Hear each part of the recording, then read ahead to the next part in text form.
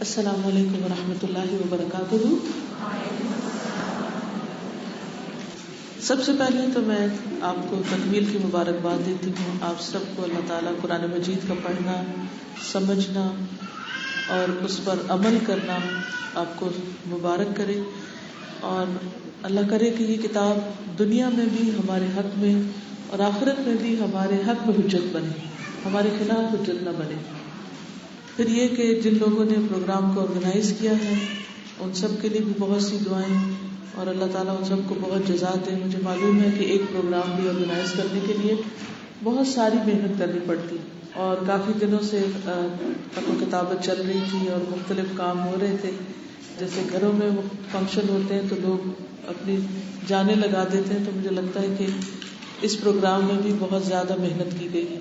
اللہ تعالیٰ اس محنت کو قبول فرمائے، اور اللہ کرے کہ یہ علم جو حاصل کیا ہے یہ اب کسی کام آئے، کیونکہ علم ایسی چیز ہے جو عمل کرنے سے بڑھتا ہے اور اس میں فائدہ ہوتا ہے، اور اگر ہم عمل کرنا چھوڑ دیں تو پھر علم بھی رخصت ہو جاتا ہے۔ سب سے پہلے ہم قرآن مجید کی تھوڑی سی تلاوت سنیں گے تاکہ ہماری روح تازہ ہو جائے، اس کے بعد انشاءاللہ پھر میں بات کروں۔ نحمده ونصلي على رسوله الكريم، اما بعد، فاعوذ بالله من الشيطان الرجيم، بسم الله الرحمن الرحيم، رب اشرح لي صدري ويسر لي امري واحلل عقدة من لساني يفقهوا قولي۔ قرآن مجید اللہ تعالیٰ کی کتاب ہے، ہم سب کو معلوم ہے۔ کیا ہم نے کبھی سوچا کہ یہ کتاب کیوں بھیجی گئی ہے، کس لیے آئی ہے، اس کا مقصد کیا ہے؟ ہم میں سے ہر ایک قرآن مجید کے بارے میں جانتا ہے، اور اب ہم میں سے بہت سے لوگ قرآن مجید کا ترجمہ بھی پڑھ چکے ہیں، تفسیر بھی پڑھ چکے ہیں، اور اس کے پڑھانے والوں میں بھی شامل ہو چکے ہیں۔ گھر گھر کلاسز بھی ہو رہی ہیں، گھر گھر میں یہ کتاب موجود بھی ہے، ہم بھی پڑھتے ہیں، ہمارے بچے بھی تلاوت کرتے ہیں، ان کے لیے بھی مولوی صاحب کا اہتمام ہے کہ وہ آئیں اور ان کو سکھا دیں۔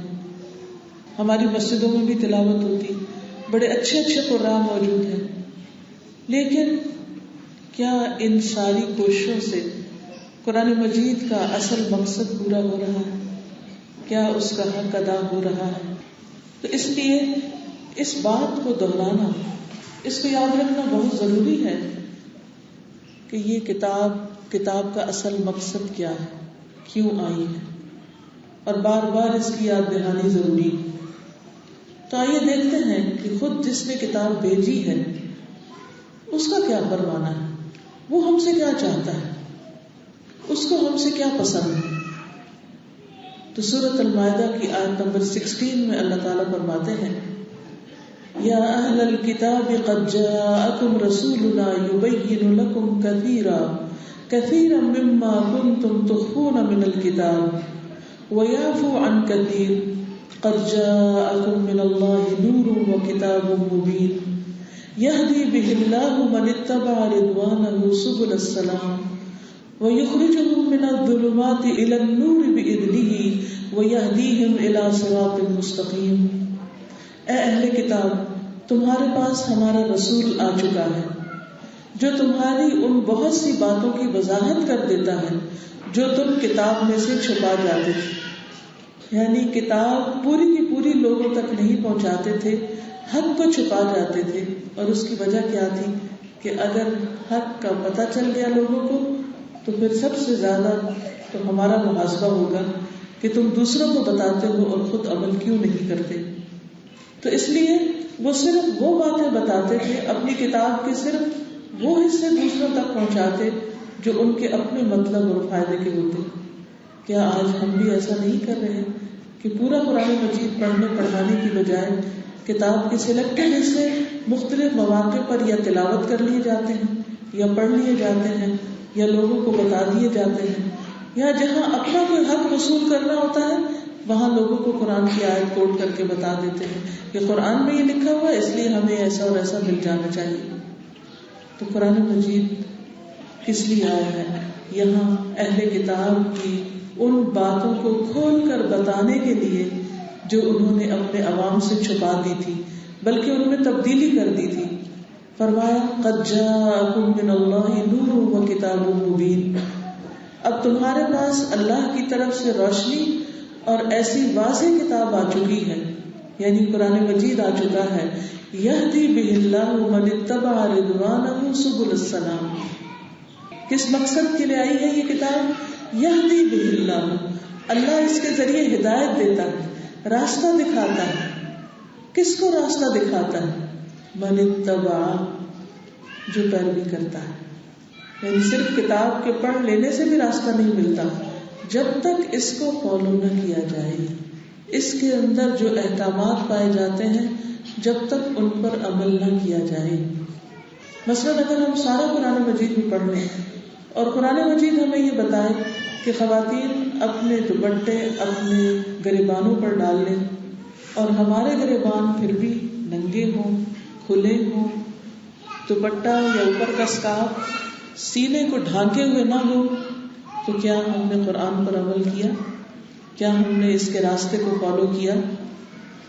اگر یہ کتاب ہمیں کہتی ہے کہ تمہارے چادروں کے پلو تمہارے اوپر سے لٹکے ہوئے ہونے چاہیے، یعنی سر کے بال دکھائی نہیں دینے چاہیے، باحیا لباس ہونا چاہیے، اگر ہم ایک نہیں 20 تفسیریں بھی پڑھ لیں اور کئی دفعہ ہم اس کو پڑھ لیں اور اپنا پورا قرآن حفظ بھی کر لیں، لیکن اگر ہم بحیثیت ایک خاتون کے اس حکم پر عمل نہیں کرتے، تو کیا ہم اس سے فائدہ اٹھا رہے ہیں؟ کیا یہ ہماری رہنمائی کر رہا ہے؟ کیا ہمیں پھر اس کے ذریعے ہدایت ملی ہے؟ یہدی بہ اللہ من اتبع رضوانہ، یہ کتاب اس کو ہدایت دیتی ہے، اس کے ذریعے اللہ تعالیٰ ان لوگوں کو ہدایت دیتا ہے جو اس کی رضامندی کی پیروی کرتے ہیں، یعنی جن کی زندگی کا مقصد ہے اللہ تعالیٰ کو راضی کر دینا۔ اور ان کو کن راستوں کی طرف یہ لے جاتی ہے پھر کتاب؟ سبل السلام، سلامتی کے راستوں کی طرف۔ ان لوگوں کو پیس نصیب ہوتا ہے، ان کو امن نصیب ہوتا ہے، ان کی زندگیوں میں سکون آتا ہے۔ لیکن جو لوگ اس کو پڑھ کر اس پر عمل نہیں کرتے، وہ پڑھ کر بھی سکون نہیں پاتے، وہ پڑھ کر بھی خوش نہیں رہتے، کیونکہ قول اور فعل کا تضاد ان کے اندر ایک بے چینی پیدا کر دیتا ہے، ان کی زندگیوں کے اندر سے سکون لوٹ لیتا ہے۔ اس کتاب کے ذریعے اللہ تعالیٰ ان لوگوں کو سلامتی کی راہ دکھاتا ہے جو اس کی رضا کے پیچھے چلتے ہیں، جو دنیا کی رضا کے پیچھے نہیں چلتے، جو اپنے نفس کی رضا کے پیچھے نہیں چلتے، جو یہ نہیں دیکھتے کہ اس وقت ٹرینڈ کیا ہے، جو یہ دیکھتے ہیں اس وقت میرا رب کیا چاہتا ہے۔ ایمان اسی بات کا تقاضا کرتا ہے، مجھ سے، آپ سے، سب سے۔ اور اگر یہ ہماری پرائرٹی نہیں، اگر ہم قرآن مجید پڑھ کر بھی یہ نہیں دیکھ رہے کہ رب کی رضا کس میں ہے، تو پھر ہم نے کیا پڑھا، کیا جانا، کیا سمجھا، کون سا امتحان پاس کیا؟ ہاں، ہم دنیا میں پاس ہو سکتے ہیں، دنیا میں ہمیں انعام مل سکتے ہیں، لیکن سوچنا چاہیے کہ جب تک رب کی رضامندی کے کام نہیں کریں گے اور دنیا سے اللہ کو راضی کر کے نہیں جائیں گے، تو کیا آخرت میں ہمیں واقعی پھر اللہ تعالیٰ کی رضامندی نصیب ہوگی؟ اس لیے جس جگہ جانا ہو وہیں کی سواری لیتے ہیں۔ اگر ہم اللہ تعالیٰ تک پہنچنا چاہتے ہیں، اللہ تعالیٰ کو راضی کرنا چاہتے ہیں، تو پھر اسی راستے پہ چلنا ہوگا، اور اگر ہم لوگوں کو راضی کرنا چاہتے ہیں تو پھر لوگوں کی پیروی کرنی ہوگی، لوگوں کی سننی ہوگی، لوگوں کے راستے پر چلنا ہوگا۔ اور کسی بھی موقع پر، چاہے لباس کی چوائس ہو، چاہے شادی کے موقع پر کرنے کے یا نہ کرنے کے کام ہو، چاہے رشتے کا انتخاب ہو، چاہے بچوں کی تعلیم کا معاملہ ہو، کوئی بھی معاملہ ہو، ہر معاملے میں یہ سوچئے کہ اس میں میری نیت کیا ہے، اور کیا واقعی اس سے مجھے رب کی رضامندی حاصل ہوگی۔ مثلاً آج ہم سب یہاں جمع ہوئے، میں بھی آئی ہوں، آپ بھی آئے ہیں، ہم سب نے اپنے گھروں کے کام کاج، اپنی بہت سی ذمہ داریاں اور بہت سے فرائض پیچھے چھوڑے، تب یہاں پہنچے نا، مشکل سے آئے، آسانی نہیں۔ میں خود ایک خاتون ہوں، مجھے معلوم ہے کہ ایک عورت کو جب گھر سے نکلنا ہوتا ہے تو کتنی ساری چیزوں کو دیکھ کر نکلنا ہوتا ہے، وہ ایسے پھینک کے نہیں نکل سکتی، وہ بہت سی چیزوں کا ارینجمنٹ کرتی ہے اور اس کے بعد ہر چیز کی تسلی کر کے نکلتی، جو ایک مومن عورت ہوتی۔ جس کو اپنی ذمہ داریوں کا احساس ہوتا ہے. ہاں اگر اس خدا کا ڈر نہ ہو اور صرف احسان کر رہے ہو گھر والوں پر بھی کچھ کام کر کے تو وہ اور بات ہے. تو پھر جب ہم یہاں پہنچے ساری قربانیاں کر کے, تو پھر دیکھنے کی بات یہ ہے کہ یہاں ہم کیا وہی کر رہے ہیں جو اللہ کو راضی کرنے والا ہے, یا صرف ہماری کوشش لوگوں کو خوش کرنا کہ میں آپ کو خوش کرنے آئی ہوں یا آپ مجھے خوش کرنے آئے ہیں, یا ہم ایک دوسرے سے بس سوشلائزنگ کے لیے آئے ہیں. نہیں, ہم اس وقت ایک مقصد کے لیے آئے ہیں, اور وہ مقصد صرف اور صرف ایک ہونا چاہیے, اور وہ کیا کہ ہماری ان کوششوں سے, اس محنت سے, اس قربانی سے اللہ راضی ہو جائے, ہمیں اس کی خوشی اور رضامندی نصیب ہو جائے. کیونکہ اگر وہ راضی ہو گیا تو پھر کچھ بھی مشکل نہیں, پھر کسی بھی نقصان کی پرواہ نہیں. اور اگر ساری دنیا بھی ہمیں مل جائے اور وہ ناراض ہے تو کوئی بھی چیز ہمیں فائدہ نہیں دے سکتی. تو یاد رکھیے, اس کتاب سے صرف وہ فائدہ اٹھاتا ہے جو اللہ کی رضامندی چاہتا ہے, اور اللہ کی رضامندی حاصل کرنے کے لیے انسان کو قربانی کرنی پڑتی ہے, اپنے نفس کی بھی, معاشرے کے رسم و رواج کی بھی, اور بہت ساری چیزوں کی. فرمایا وَيُخْرِجُهُم مِّنَ الظُّلُمَاتِ إِلَى النُّورِ بِإِذْنِهِ وَيُخْرِجُهُم مِّنَ الظُّلُمَاتِ إِلَى النُّورِ بِإِذْنِهِ وَيَهْدِيهِمْ إِلَى صِرَاطٍ مُّسْتَقِيمٍ, اور انہیں اپنے اذن سے اندھیروں سے نکال کر روشنی کی طرف لے جاتا ہے. یعنی پھر ایسے لوگوں کے دل روشن ہو جاتے ہیں, ان کے ضمیر روشن ہو جاتے ہیں, ان کی قبر روشن ہو جائے گی, اور ان کی آخرت میں ان کا جو پل صراط سے گزرنا ہے وہاں ان کو روشنی نصیب ہوگی, پھر ان کی ہر چیز روشن ہو جائے گی. تو ہم سب کو یہ سوچنا چاہیے کہ کیا واقعی ہم وہ کام کر رہے ہیں جس سے ہمیں روشنی نصیب ہو. تو فرمایا کہ وَيَهْدِيهِمْ إِلَى صِرَاطٍ مُّسْتَقِيمٍ, ایسے لوگوں کو اللہ تعالیٰ صراط مستقیم دکھاتا ہے, وہ صراط مستقیم جس کے لیے ہم ہر نماز میں دعا کرتے ہیں, اهْدِنَا الصِّرَاطَ الْمُسْتَقِيمَ اهْدِنَا الصِّرَاطَ الْمُسْتَقِيمَ, یا اللہ ہمیں سیدھی راہ دکھا, سیدھا راستہ دکھا, کیونکہ سیدھے راستے پر ہوں گے تو صحیح منزل تک پہنچیں گے, اصل گھر تک پہنچیں گے, اور اگر سیدھا راستہ نہیں ملا تو پھر کہیں اور نہ پہنچ جائیں گے. میں ہمیشہ سوچتی ہوں کہ سورۃ الفاتحہ ہر نماز میں پڑھنے کو کیوں کہا گیا, ہر نماز میں پڑھنے کا حکم, اس کے بغیر نماز ہی نہیں ہوتی. اور اس کا خلاصہ کیا ہے کہ ہم اللہ سے وعدہ کرتے ہیں کہ آپ کی صرف عبادت کریں گے اور آپ سے ہی مدد مانگیں گے, اور پھر ایک ہی دعا کرتے ہیں کہ یا اللہ تو ہمیں سیدھا راستہ دکھا دے. تو وہ سیدھا راستہ ہمیں اس کتاب سے ملتا ہے, لیکن کتاب سے بھی صرف پڑھنے سے نہیں ملتا. ذَلِكَ الْكِتَابُ لَا رَيْبَ فِيهِ هُدًى لِّلْمُتَّقِينَ, ان لوگوں کو ملتا ہے جو اللہ سے ڈرتے ہیں, اللہ کا تقوی اختیار کرتے ہیں, جن کے دلوں میں اللہ کی محبت ہوتی, جو اللہ کی رضامندی چاہتے ہیں.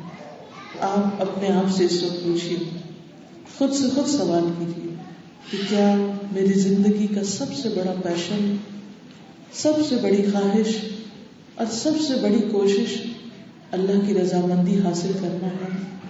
کیا ہر کام کرتے وقت میں اپنے آپ سے یہ سوال کرتی ہوں کہ کیا اس سے اللہ راضی ہوگا؟ کیونکہ جب انسان کے اندر یہ چیز آ جاتی ہے تو ایک بہت بڑا معیار مل جاتا ہے, اور پھر وہ مشکل سے مشکل کام کر گزرتا ہے, کیونکہ اس کو پتا ہے اس کے نتیجے میں میرا رب خوش ہو جائے گا. اور آسان سے آسان چیز بھی وہ دوڑ دوڑ کے کرتا, اور مشکل سے مشکل چیز بھی پھر اسے اللہ کے راستے میں دینا کچھ مشکل نہیں لگتا, کیونکہ اسے پتا ہے کہ اس کے نتیجے میں مجھے اللہ کی رضا ملنے والی, میرا رب خوش ہو جائے گا. پھر اسے نماز پڑھنا مشکل کام نہیں لگتا, کیونکہ اس کو پتا ہے کہ اس سے میرا رب راضی ہوگا. پھر اسے کسی کو معاف کرنا مشکل نہیں لگتا, کیونکہ اس کو پتا ہے کہ کسی کو معاف کر کے میرا رب مجھ سے راضی ہو جائے گا. پھر جو اس کو محروم کرے اس کو دینا اس کو مشکل نہیں لگتا, کیونکہ اسے معلوم ہے کہ اس کا رب اس کام سے راضی ہوگا.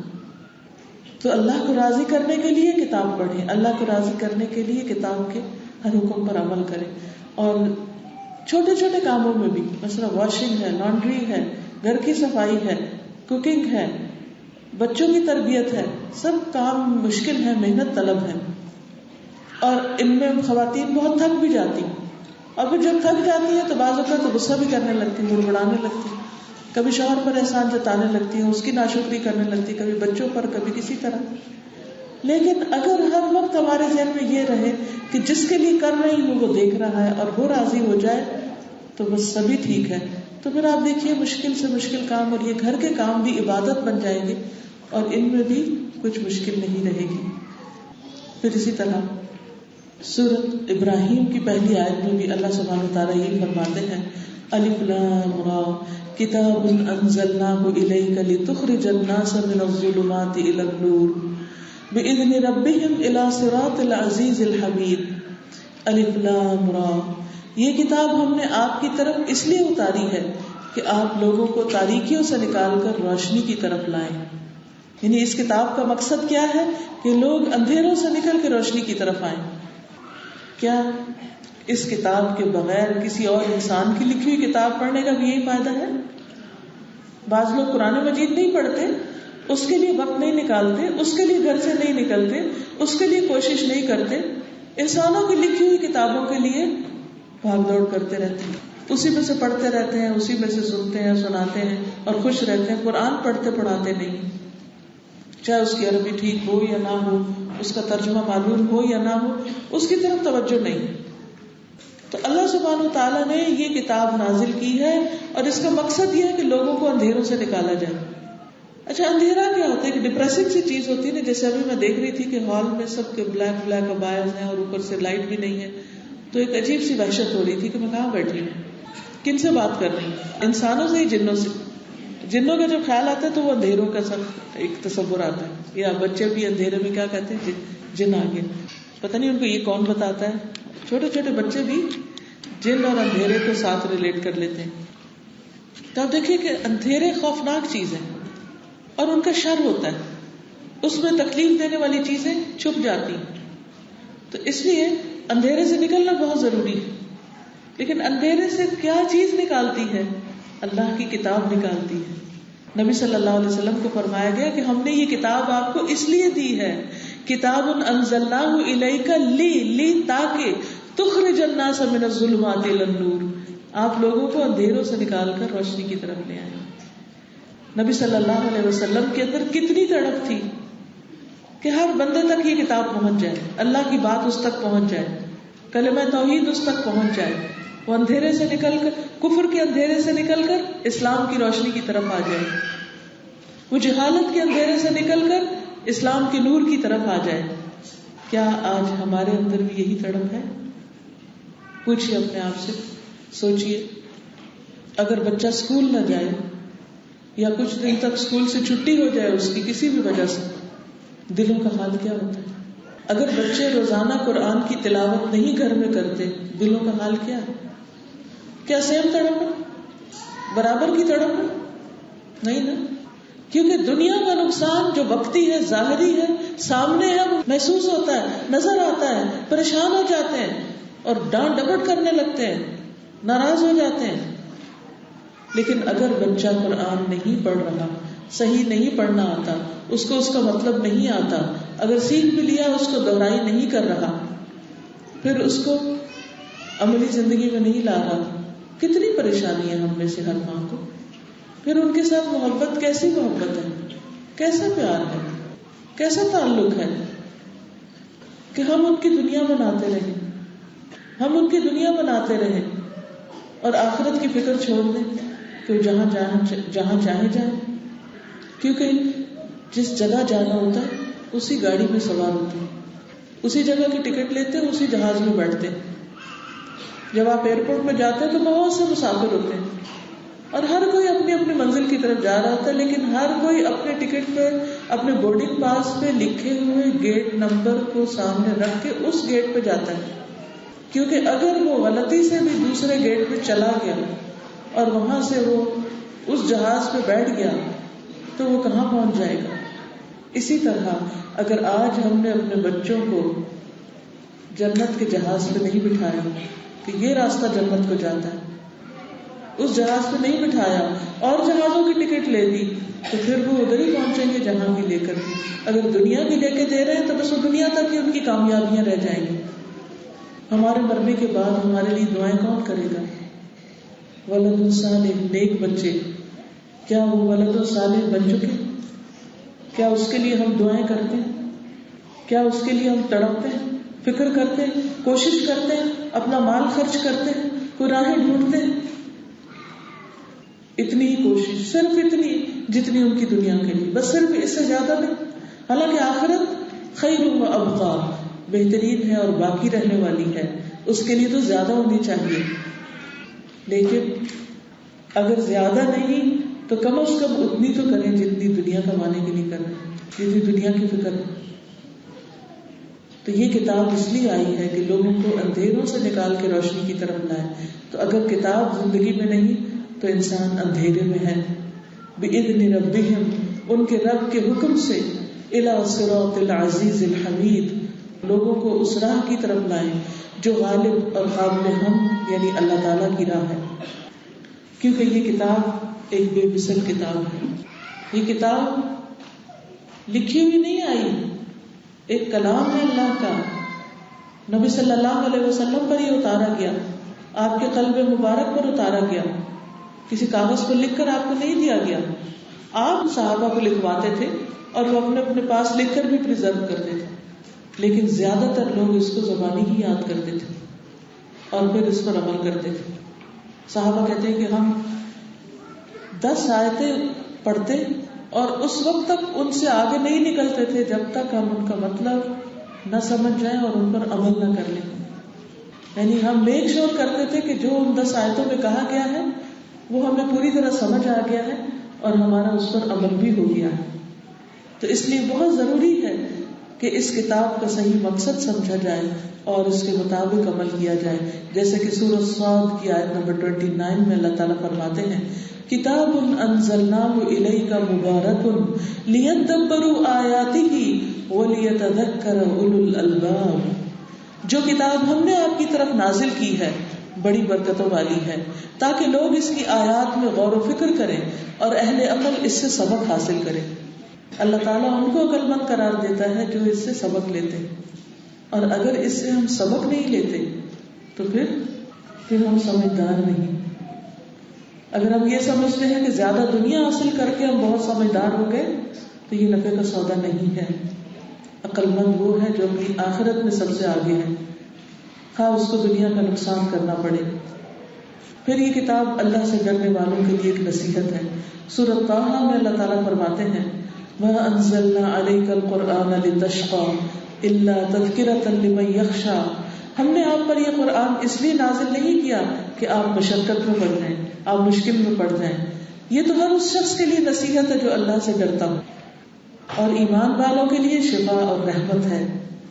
وَنُنَزِّلُ مِنَ الْقُرْآنِ مَا هُوَ شِفَاءٌ وَرَحْمَةٌ لِّلْمُؤْمِنِينَ وَلَا يَزِيدُ الظَّالِمِينَ إِلَّا خَسَارًا.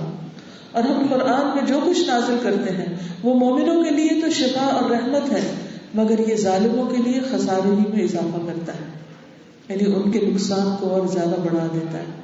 یعنی قرآن ایمان کے ساتھ فائدہ دیتا ہے، اور ایمان کا مطلب کیا ہے کہ اس پر پورا پورا یقین ہونا کہ جو کچھ یہ کہہ رہا ہے یہ سچ ہے اور یہی فائدے کا ہے. مجھے اپنے آپ کو اس کے مطابق چینج کرنا ہے، اس کو اپنی مرضی کے مطابق تبدیل نہیں کرنا. تب یہ کتاب فائدہ دیتی. پھر یہ دلوں کے لیے شفا ہے، پھر یہ زندگیوں میں رحمت اور بہاریں لے کر آتی ہے. پھر اسی طرح اللہ سبحانہ وتعالیٰ ایک اور جگہ پر بھی فرماتے ہیں سورۃ الانعام آیت 155 وَهَذَا كِتَابٌ أَنزَلْنَاهُ مُبَارَكٌ فَاتَّبِعُوهُ وَاتَّقُوا لَعَلَّكُمْ تُرْحَمُونَ. اور یہ کتاب جو ہم نے نازل کی ہے بہت بابرکت ہے، لہٰذا اس کی پیروی کرو اور اللہ سے ڈرتے رہو شاید کہ تم پر رحم کیا جائے. یعنی اس کی پیروی کرو شاید تم پر رحم کیا جائے. تو اگر ہم اس کی پیروی نہ کریں تو اس پر کیا فرمایا؟ اس پر تو کسی رحمت کا وعدہ نہیں کیا گیا. تو اس لیے ہم سب کے لیے سب سے بڑا ہم و غم اس کتاب کی پیروی اللہ کی رضا کی خاطر ہونی چاہیے.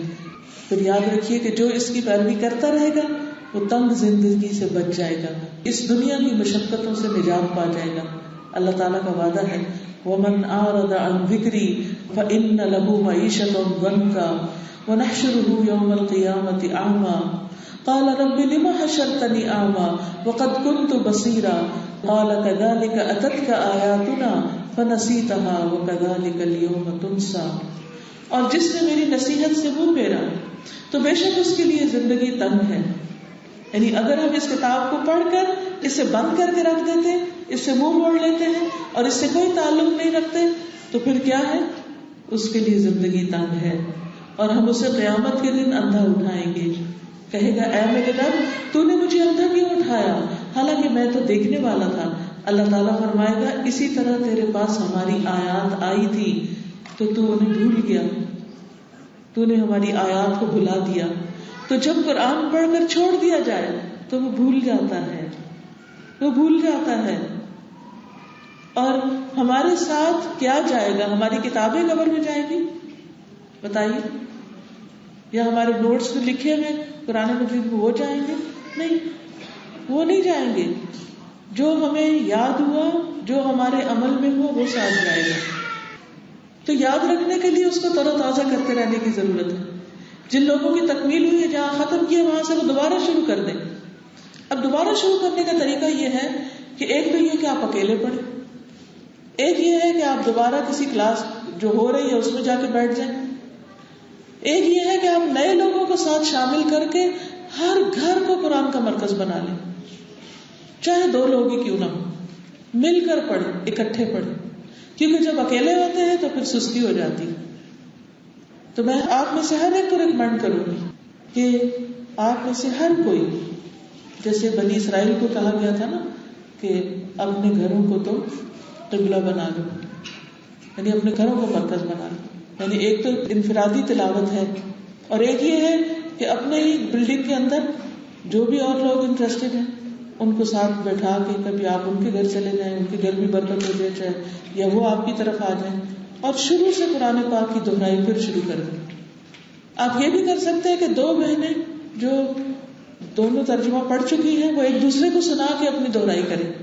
پہلے تو کلاس میں آپ جاتے رہیں, آپ کی ٹیچر آپ سے سنتی رہی ہے, گروپ انچارجز سنتے رہے, اب وہ تو ہے نہیں, تو پھر آپ کیا کریں؟ اگر چھوڑ دیں گے تو یہ ترجمہ بھول جائے گا. اتنی محنت کر کے, اتنی دفعہ یاد کر کے اس کو آپ نے ٹیسٹ میں لکھا, پاس کیا, تو کیا یہ صرف ٹیسٹ کے لیے تھا؟ نہیں, اس کو آپ نے بھولنا نہیں. اور بھولنے کا طریقہ کیا ہے کہ اس کو بار بار دہراتے رہیں. اور دہرانے کا طریقہ کیا ہے کہ 2 لوگ مل جائیں, 2 بڈیز بن جائیں. اگر نہیں جا سکتے تو فون پر ایک دوسرے کو سنا دیں, اسکائپ پر ایک دوسرے کو سنا دیں. طریقہ کیا ہو سکتا ہے؟ ایک آیت ایک ترجمہ کر کے سنائے سادے قرآن سے, پھر دوسرا کہ اچھا میں تمہیں سناتی, پھر پہلا پڑھے, پھر دوسرا پڑھے, پھر پہلا, پھر پڑھے, اور پھر اس میں سے کوئی ایسی بات جو آپ کو بھول گئی ہو عمل کی, پھر اس کو دوبارہ یاد کریں. اگر آپ کے اپنے گھر میں مثلاً آپ کی بیٹی بھی پڑھ چکی, یا آپ کی بہن پڑھ چکی, یا آپ کی ساس پڑھ چکی, یا کوئی بھی رشتے دار, یا آپ کی بلڈنگ میں سے کوئی پڑھ چکی, کوئی بھی کسی نہ کسی کو ساتھ ضرور ملا لیں, اس کو نہ بھولیں. کیونکہ بہت سے لوگ نئے ایسے بھی ہیں جو سیکھنا چاہتے ہیں.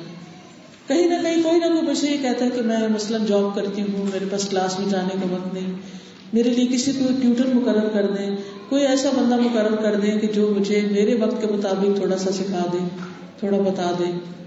کیونکہ لوگ اپنے طور پر تو کیسٹ سن رہے ہوتے ہیں, لیکن ان کو ایک مددگار چاہیے ہوتا ہے جو ان کا ترجمہ سنے, جو ان کو انکریج کرے, جو ان کے کچھ سوالوں کا جواب دے سکے.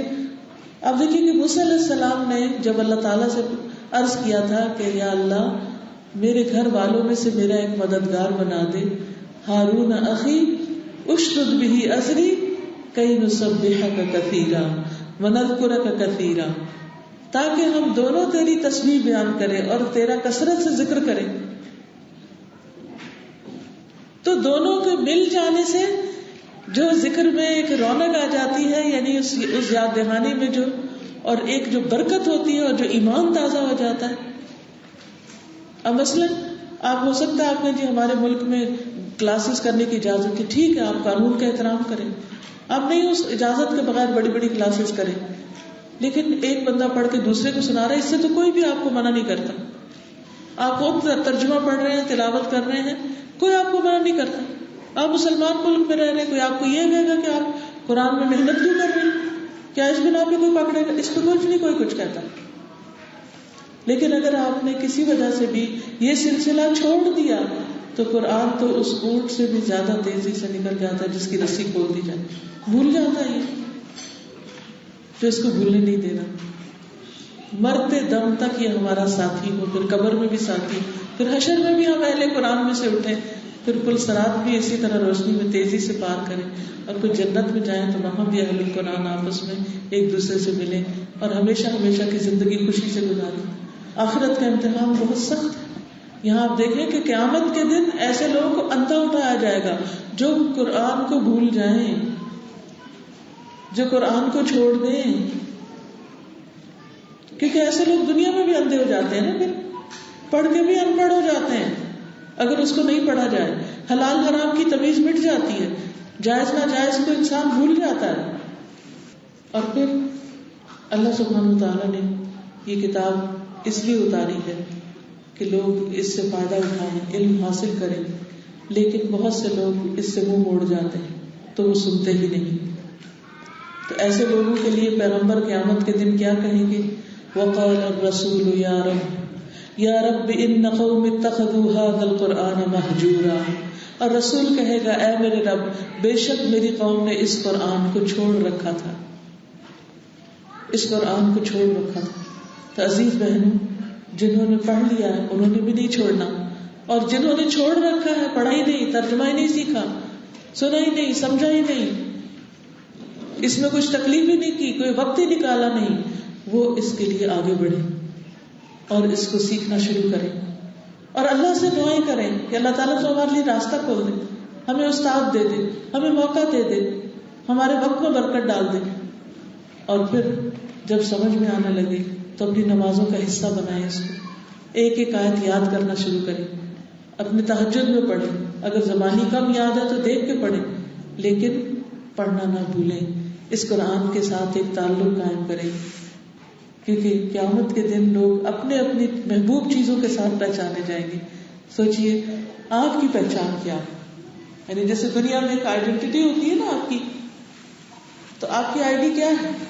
آپ جس ملک سے ہیں یا جس شہر سے ہیں، یا جو جاب آپ کرتے ہیں، جو کام ہے یا جو تعلیم ہے آپ کی، اس کے مطابق آپ کو پہچانتے ہیں لوگ. تو قیامت کے دن بھی آپ کی ایک پہچان ہوگی. وہاں کوئی نہیں پوچھا جائے گا کون پاکستانی ہے کون ہندوستانی، کسی کو نہیں پوچھا جائے گا کہ تمہاری نیشنلٹی برٹش تھی یا کینیڈین تھی یا کہاں کی تھی. کیا پوچھا جائے گا قیامت کے دن؟ کیا اس بنا پر لوگوں کو اٹھایا جائے گا؟ ہرگز نہیں. اس دن تو لوگوں کو ان کے اعمال کے مطابق گروہوں میں تقسیم کیا جائے گا. اس دن ان کی آئیڈینٹی، ان کا پیشن ہوگا جو دنیا میں رہ چکا ہوگا. تو اس لیے بہت ضروری ہے کہ ہم اس کو مضبوطی سے پکڑے رکھیں اور تھامے رکھیں. صحیح مسلم کی روایت ہے، رسول اللہ صلی اللہ علیہ وسلم نے فرمایا، اللہ عز و جل کی کتاب ہی اللہ کی رسی ہے، جو اس کی پیروی کرے گا وہ ہدایت پر رہے گا، جو اسے چھوڑ دے گا وہ گمراہی پر رہے گا. کتاب اللہ عز و جل هو حبل اللہ، من اتبعہ کان علی الہدی ومن ترکہ کان علی الضلالہ. رسول اللہ صلی اللہ علیہ وسلم نے فرمایا، اللہ عز و جل کی کتاب ہی اللہ کی رسی ہے. وہ کہا گیا نا، واعتصموا بحبل اللہ جمیعا، مل کے اللہ کی رسی پکڑو، مل کے پکڑو، یعنی اکٹھا ہونا ضروری ہے کتاب کے نام پر. جو اس کی پیروی کرے گا وہ ہدایت پر رہے گا، جو اس کو چھوڑ دے گا وہ گمراہی پر رہے گا. تو میری نصیحت آج کے دن یہی ہے کہ اس کو چھوڑنا نہیں. آپ نے پکڑنے کا طریقہ کیا ہو یہ آپ سب اپنے لیے سوچ لیں، اسی وقت بیٹھ کے سوچیں. میں نے شروع میں کہا تھا نا کہ جانے سے پہلے ایک نقطہ ضرور لے کر جائیں کہ یہ میں نے کرنا ہے. اب جا کے آپ میں سے کتنے لوگ ہیں جو ترجمے سے روز دہرائی کرتے ہیں؟ Few hands. کورسز کے علاوہ جو گھر میں بیٹھے ہیں خود سے والنٹیرلی، ویری فیو. اب انشاءاللہ آپ سب کریں گے. ترجمے کے پارے ہیں آپ سب کے پاس؟ اردو اور انگلش کے ورڈ ٹو ورڈ پارے ہیں سب کے پاس ہیں یا نہیں ہے؟ تو میرا خیال ہے پیچھے شاید کچھ اویلیبل ہو، نہیں تو دبئی سے بھی مل جاتے ہیں. اگر وہ پارے آپ کے پاس ہوں تو اس سے دہرائی اور آسان ہو جاتی کہ جہاں بھولا فوراً نیچے ترجمہ دیکھ لیا. اور اگر اردو میں آپ کر چکے ہیں تو اپنے بچوں کی خاطر انگریزی میں بھی سیکھ لیں کیونکہ ان سب کو ہم نے ڈال دیا انگلش میڈیم اسکولوں میں، اب وہ ہماری زبان نہیں سمجھتے. آپ کہتے ہیں ختم اللہ، اللہ نے مہر لگا دی، وہ کہتے ہیں مہر کیا ہوتا ہے، مہر کیا ہوتا ہے، ان کو نہیں سمجھ آتی مہر کیا ہوتا ہے. تو پھر کیا کرنا ہے؟ نہیں سمجھ آتی تو نہ آئے، پھر آپ نے سیکھنا ہے اب انگریزی کو. کسی ملک کی اگر نیشنلٹی ملتی ہو تو انگریزی سیکھ لیتے ہیں. کچھ ملکوں کی یہ شرط ہے کہ وہاں نیشنلٹی نہیں دیتے جب تک آپ ان کی زبان نہ سیکھیں. تو بوڑھے بوڑھے لوگ بھی سیکھ رہے ہوتے ہیں، مشقت کر رہے ہوتے ہیں، پڑھ رہے ہوتے ہیں، کلاسز اٹینڈ کر رہے تھے. میں خود جانتی ہوں ایسے لوگ کہ جنہوں نے بڑھاپے میں انگریزیاں سیکھی. حالانکہ بڑھاپے میں انسان کو کیا ہوتا ہے کہ چند دن کے مہمان ہیں دنیا کے، اب کیا کہیں بھی رہ لیں گے، اتنی زندگی جہاں گزر گئی وہ یہ بھی گزر جائے گی، کیا فرق پڑتا ہے. لیکن نہیں، 4 دن بھی جینا ہے تو اپنی مرضی سے جیے.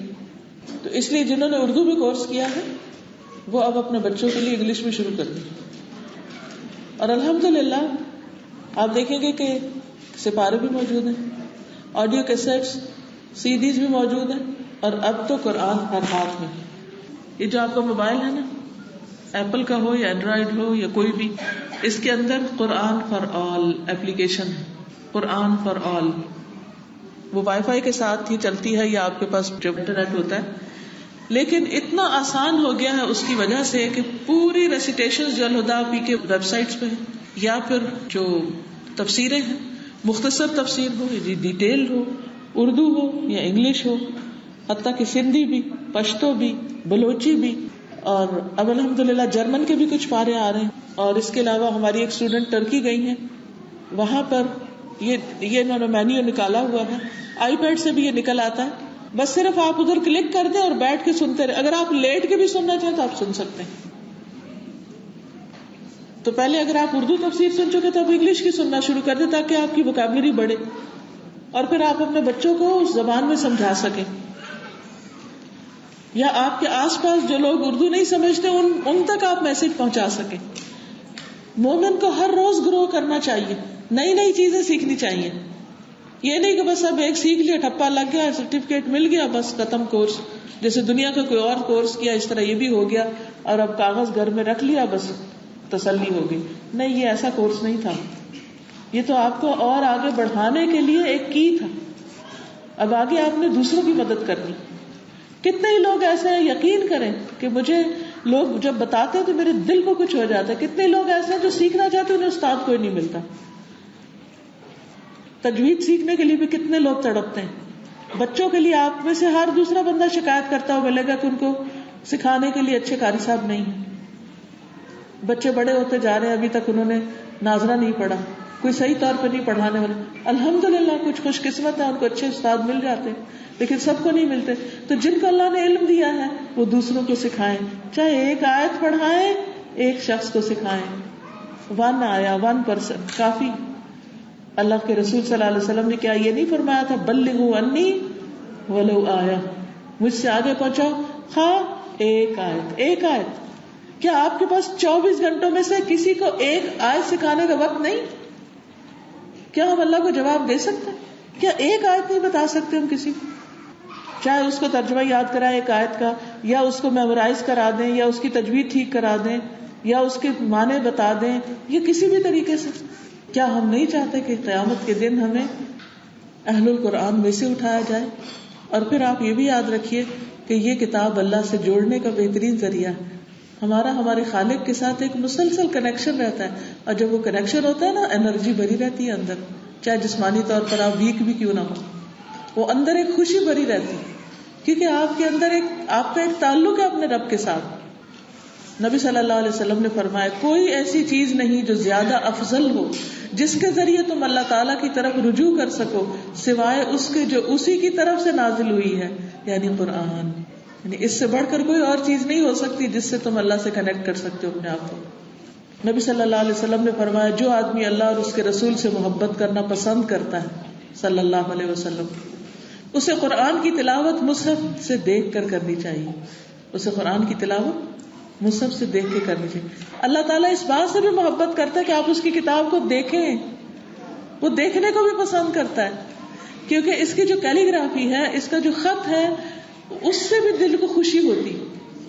اب اس کی جگہ ہمارے گھر تصویروں سے بھرے ہوئے ہیں. اب اچھی خوبصورت آیات لکھ کے لگی ہوتی ہے تو جس چیز پہ نظر پڑتی جاتی ہے کچھ نہ کچھ دل میں ایسے جوش مارنے لگتا ہے اللہ کی یاد میں سے. لیکن اگر تصویریں دیکھیں گے تو انہیں کی طرف خیال جائے گا بار بار, ایک نحوست ہوگی. عبداللہ فرماتے ہیں کہ اس سیدھے راستے پر آمد و رفت رہتی ہے. یہاں شیاطین آتے ہیں اور بلند آواز سے کہتے ہیں اے اللہ کے بندے اس راستے پہ آ جاؤ, کیونکہ نبی صلی اللہ علیہ وسلم نے ایک لکیر کھینچ کے فرمایا تھا کہ سیدھے راستے کے اوپر جگہ جگہ شیطان ہے. انسان ایک سے نکلتا ہے اگلا پھر پکڑنے لگتا ہے, پھر وہ کہتا ہے ادھر آؤ ادھر آؤ.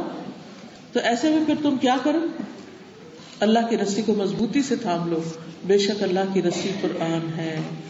پھر اسی طرح ابو شریح خزائی کہتے ہیں رسول اللہ صلی اللہ علیہ وسلم ہمارے پاس تشریف لائے اور فرمایا خوش ہو جاؤ خوش ہو جاؤ, کیا تم لوگ یہ گواہی نہیں دیتے کہ اللہ ہی معبود برحق ہے اور میں اللہ کا رسول ہوں؟ صحابہ نے کہا جی ہاں.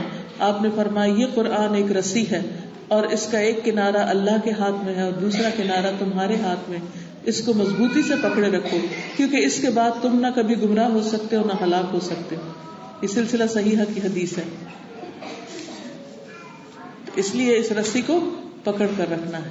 پھر اسی طرح یہ کتاب عقل کو تیز کرتی, عقل کو تیز کرتی, انسان کو سمجھدار بناتی. کعب بیان کرتے ہیں تم قرآن کو لازم پکڑ لو کیونکہ قرآن عقل کی تیزی, حکمت کی روشنی اور علم کا سر چشمہ ہے. پھر یہ سکون دینے والی کتاب ہے.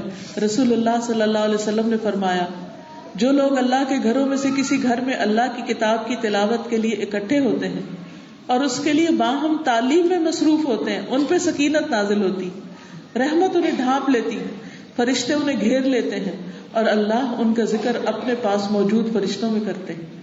تو کیا آپ نہیں چاہتے کہ آپ کو اللہ تعالیٰ اپنے پاس فرشتوں میں یاد کرے؟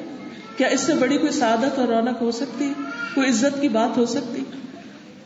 اتنے چانسز ہیں ہمارے پاس اور پھر بھی ہم اس سے تعلق نہ جوڑیں اور اس کے اوپر دوسری چیزوں کو ترجیح دیں جو سب ختم ہو جانے والی ہیں.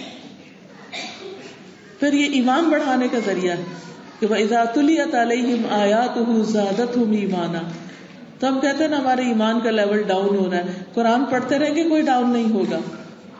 پھر یہ اولین و آخرین کے تمام علوم کا مجموعہ ہے. پھر یہ ایسی کتاب ہے جو بیماریوں کا علاج بھی ہے. ایک مرتبہ حضرت عائشہ کہتی ہے کہ رسول اللہ صلی اللہ علیہ وسلم ایک بار ان کے پاس تشریف لائے تو دیکھا کہ ایک عورت حضرت عائشہ رضی اللہ تعالی عنہا کو دم کر رہی. آپ نے فرمایا کتاب اللہ کے ساتھ اس کا علاج کرو. یہ بیماریوں کا علاج بھی ہے, یعنی قرآن مجید کا کچھ حصے پڑھ کر بیمار کو سناؤ. پھر یہ گھروں میں برکت کا ذریعہ ہے. فرمایا کہ بے شک قرآن کے پڑھنے کی وجہ سے گھر اپنے رہنے والوں کے لیے کشادہ ہو جاتا ہے. اس میں فرشتے حاضر ہوتے ہیں, شیطان اس گھر کو چھوڑ دیتے ہیں, اس گھر کی خیر و برکت بڑھ جاتی ہے. پھر قرآن پڑھنے سے گھر روشن ہو جاتے ہیں. سلسلہ صحیحہ کی حدیث ہے, نبی صلی اللہ علیہ وسلم نے فرمایا جس گھر میں قرآن کی تلاوت کی جاتی ہے وہ اہل آسمان کو ایسے نظر آتا ہے جیسے اہل زمین کو ستارے نظر آتے ہیں. یہاں سے آپ سٹارز دیکھتے ہیں نا, تو ایسے ہی وہاں سے آپ کا گھر ایسے سٹار کی طرح دکھتا ہے. یعنی آپ دیکھیے کہ دنیا میں ہم سٹار لینے کے لیے کیسی کیسی محنتیں کرتے ہیں. بچے اسکول میں آپ دیکھیں ان کو کتنا شوق ہوتا ہے کہ سٹار ملے ہمیں, لیکن اللہ کے ہاں اگر ہمارا گھر سٹار کی طرح دکھے تو ہمیں شوق کیوں نہ ہو. پھر اسی طرح جو شخص صبح مسجد کی طرف جائے اور 2 آیتیں سیکھے یا سکھائے یہ اس کے لیے 2 اونٹنیوں سے بہتر ہے, 3 سے بہتر ہے, 4 سے, اور اسی طرح جتنی آیتیں سیکھے یا سکھائے. تو ہر روز کا ایک کام بنا لیجیے, چاہے بچے چھوٹے ہیں چاہے کوئی مجبوری ہے, 1 آیت 2 آیت, آپ یوں سمجھے آپ نے اپنی آخرت کے لیے ذخیرہ جمع کر لیا. اللہ تعالیٰ ایسے لوگوں کو اپنے خاص بندے کہتے ہیں. بے شک لوگوں میں سے کچھ اہل اللہ ہوتے ہیں. آپ سے پوچھا کہ اہل اللہ کون ہے؟ فرمایا قرآن والے اہل اللہ اور اللہ کے خاص بندے ہوتے ہیں. تو آپ نہیں چاہتے کہ اللہ کے VIPs بنے؟ آسمانوں میں ایسے لوگوں کا تذکرہ ہوتا ہے, زمین میں ان کے لیے روشنی ہوتی. حامل قرآن کی عزت اللہ کی عزت میں سے ہے. قرآن کی وجہ سے دنیا میں بھی عزت ہوتی ہے. قرآن پڑھنے والا قابل رشک ہے. حدیث میں آتا ہے 2 لوگ قابل رشک ہیں, ایک جس کو اللہ نے قرآن کا علم دیا اور وہ دن رات اس کی تلاوت کرتا ہے, اور دوسرا جسے اللہ نے مال دیا اور اسے حق کے لیے لٹا رہا ہے. یعنی اپنی ذات کے لیے تو مال جمع کرتے ہیں لوگ, لیکن اللہ کے راستے میں دینے کے لیے کم ہی لوگ ہوتے ہیں. پھر قرآن پڑھنے والا ارذل العمر کی طرف نہیں لوٹایا جاتا. پھر اسی طرح ایک شخص جب ایک آیت کی تلاوت کسی کو سکھا دیتا ہے تو جب تک وہ اس آیت کو پڑھتا رہتا ہے اس کا ثواب اس کو سکھانے والے کو ملتا رہتا ہے. پھر مرنے کے بعد بھی قبر کے عذاب سے حفاظت ہے قرآن کے ذریعے. جب انسان قبر میں دفن کیا جاتا ہے تو فرشتہ سر کی طرف سے آتا ہے یعنی سزا کے لیے، تو تلاوت قرآن روک دیتی. فرشتہ سامنے سے آتا ہے تو صدقہ اسے دور کر دیتا ہے. پاؤں کی طرف سے آتا ہے تو مسجد کی طرف چل کے جانا اس کو دور کر دیتا ہے. پھر اسی طرح یہ کہ قیامت کے دن قرآن سفارش کرے گا، گواہی دے گا. قاری قرآن کے لیے عزت کا تاج اور لباس ہوگا. والدین کے سر پر نور کا تاج پہنایا جائے گا اور جنت کی طرف رہنمائی کا ذریعہ ہوگا.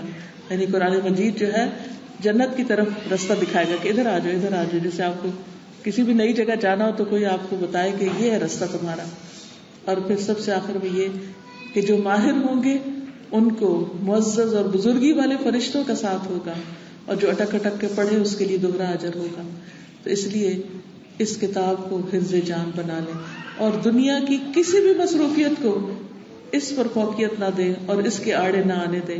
اللہ تعالی ہم سب کو عمل کی توفیق عطا فرمائے. وآخر دعوانا ان الحمد للہ رب العالمین. 2-3 اناؤنسمنٹس ہیں. سب سے پہلی بات تو یہ کہ یہ 2 نئی کتابیں آئی ہیں. میں چاہوں گی کہ آپ لوگ ان سے ضرور فائدہ اٹھائیں. ایک ہے سونے جاگنے کے آداب اور اذکار. دن میں ہمیں 24 گھنٹے ملتے ہیں، جن میں سے بہت سے لوگ 8 گھنٹے سو کے گزار دیتے ہیں. اب اگر آپ ہر روز 8 گھنٹے مائنس کر دیں تو مہینے میں کتنا وقت آپ نے سو کے گزارا؟ 10 دن. کیلکولیٹ کر لیں. دیکھیے 24 گھنٹے کو 3 حصوں میں بانٹے تو ایک کتنا چنک بنتا ہے؟ 8 گھنٹے. 8 8 8. اگر ہر روز آپ 8 گھنٹے سوتے ہیں تو مہینے میں کتنے دن سوتے ہیں؟ 10 دن. کیا آپ چاہتے ہیں کہ وہ 10 دن بھی عبادت بن جائیں؟ تو اس کے لیے ضروری ہے کہ آپ رات کو اذکار کر کے سوئیں، سنت کے مطابق سوئیں. اس کا پورا طریقہ بہت ریسرچ کرنے کے بعد یہ ایک کتاب کی شکل میں لایا گیا ہے. اس میں آپ جہاں دعائیں لکھی ہوئی ہیں اس میں نشانی رکھ کے رات کو بستر پر لیٹ کر کتاب کو لے کے ساری دعائیں پڑھ لیں اور پھر کتاب بیڈ سائڈ ٹیبل کے اندر رکھ دیں. اگلے دن پھر نکال لیں، پھر رات کو پڑھ لیں. اگر ذکر کرتے ہوئے سوئیں گے نیند بھی عبادت بن جائے گی. ٹھیک ہے؟ تو ہر گھر میں یہ کتاب ہونی چاہیے کیونکہ ہر ایک کو سونا ہوتا ہے. دوسری چیز یہ کہ یہ امام نبوی کی کتاب ہے. امام نبوی کی 40 حدیثیں 40 نبوی. یہ 40 حدیثیں جو ہیں اس میں دین کے احکامات کا ایک طرح سے خلاصہ ہے. اس کو ہم نے اس طرح چھاپا ہے کہ آپ خود بھی اور بچوں کو بھی اس کو اس طرح ایک ورک بک کی طرح لیں. اوپر عربی لکھی ہوئی ہے، اس کے نیچے با محاورہ اردو ترجمہ ہے. اگر آپ انگلش میں لکھنا چاہتے ہیں تو سامنے بھی لکھ سکتے ہیں، اور اس کے آڈیو کو سن کر اس کی جو ایکسپلینیشن ہے اس کے لیے جگہ صفحہ خالی ہے. تو آپ اپنی چھٹیاں ہو رہی ہیں بچوں کے ساتھ مل کے اس کو سنیے اور ان کو بھی سکھائیے اور کتاب کے اوپر اپنے نوٹس بھی لے لیجیے، اور جب چاہیے آپ ان حدیثوں کو یاد بھی کر لیجیے اور سمجھ لیجیے. تو یہ بہت ہی بہترین مجموعہ ہے 40 حدیثوں کا. اوکے، دعا کر لیتے ہیں. سبحان اللہ والحمد للہ ولا الہ الا اللہ واللہ اکبر ولا حول ولا قوة الا باللہ العلی العظیم. اللہم صلی علی محمد وعلى آل محمد كما صليت على إبراهيم وعلى آل إبراهيم إنك حميد مجيد. اللهم بارك على محمد وعلى آل محمد كما باركت على إبراهيم وعلى آل إبراهيم إنك حميد مجيد. ربنا آتنا في الدنيا حسنة وفي الآخرة حسنة وقنا عذاب النار. ربنا لا تزغ قلوبنا بعد إذ هديتنا وهب لنا من لدنك رحمة إنك أنت الوهاب. ربنا هب لنا من أزواجنا وذرياتنا قرة أعين واجعلنا للمتقين إماما. یا حی یا قیوم برحمتک استغیث. یا رب العالمین، جو کچھ ہم نے پڑھا ہے سنا ہے تو اسے قبول کر لے. اللہ، جن بچیوں نے قرآن مجید پڑھا ہے اس پر محنت کی ہے ان کی ساری محنت کو قبول کر لے اور انہیں اس پر بہترین اجر عطا فرما. انہیں اپنے والدین کے لیے صدقہ جاریہ بنا، ان کی اولادوں کو ان کے لیے صدقہ جاریہ بنا. جن ٹیچرز نے ان پر محنت کی ہے، جن لوگوں نے والنٹیئر کر کے ان کے پیپر چیک کیے ہیں، ان کی خدمت کی ہے، ان کی مدد کی ہے، ان جگہ کا انتظام کیا، اپنا مال خرچ کیا، یا رب العالمین ان سب کو بہترین جزائے خیر عطا کر، اور جنہوں نے اس کام کا یہاں آغاز کیا ہے اور اس کے لیے محنت کی اور کوشش کی اور تڑپ رکھی، اللہ ان کو بھی اس کا بہترین صلہ عطا فرما۔ یا رب العالمین ہم سب کو مرتے دم تک اپنے رستے پر قائم رکھنا، اور جہاں بھی ہم جائیں خیر کی کنجیاں بن کر جائیں اور خیر اور بھلائی کے کام کرنے والے ہوں۔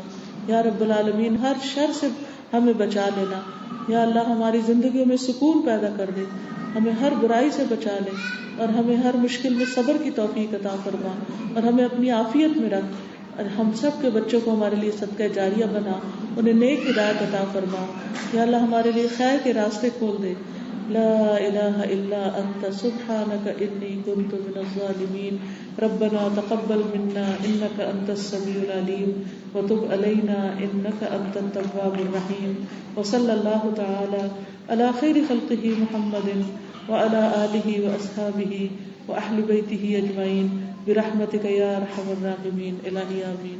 سبحانک اللہم وبحمدک اشہد ان لا الہ الا انت استغفرک واتوب الیک۔ السلام علیکم ورحمۃ اللہ وبرکاتہ۔